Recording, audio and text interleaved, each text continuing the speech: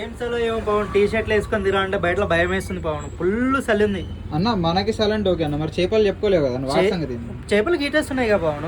ఏం హీటర్ అన్న? మొన్న ఇచ్చినావు తీసుకుపోయినాను బొక్క అసలు పెట్టి తీసుంటే షాక్ కొట్టింది. అప్పటికెళ్ళి ప్రాపర్ గా నీకు ప్రతి కస్టమర్ కి ఎక్స్ప్లెయిన్ చేస్తా. నువ్వు సరిగ్గా వినలేదు అనుకుంటా. నీకు మన కస్టమర్ కి మళ్ళీ ఎక్స్ప్లెయిన్ చేస్తా చూడు. ఈసారి అన్న చక్కగా చెప్పు. మంచిగా చెప్తా. ఇంకో పవన్ ఇది హీటర్ పవన్. ఇంకో ఇక్కడ టెంపరేచర్ సెట్ చేస్తాం. ఇక్కడ ఇది ఆటో కట్ ఆఫ్ ఉంటుంది. వాటర్లో డిప్ చేసడం అనేది కంప్లీట్ వాటర్లో ఇట్లా పెట్టాలి పవన్.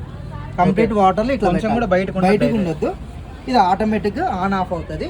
ఇంకా మనం ఎప్పుడైనా ఈ హీటర్ ఉన్నప్పుడు ట్యాంక్లో మాత్రం హ్యాండ్ పెట్టేటప్పుడు ఆఫ్ చేసుకొని పెట్టుకోవాలి. ఓకే.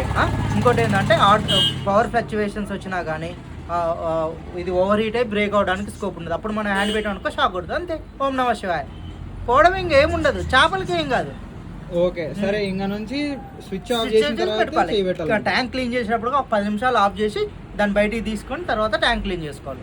ఓకే. అయితే మనం ఆఫ్ చేయక్కర్లేదు. నార్మల్ గా హీట్ అయితే అదే ఆటో కట్ ఆఫ్ ఉంటుంది. ఆ టెంపరేచర్ ఆఫ్ అయిపోతే ఆన్ అయిపోతుంది. అంతే. ఓకే.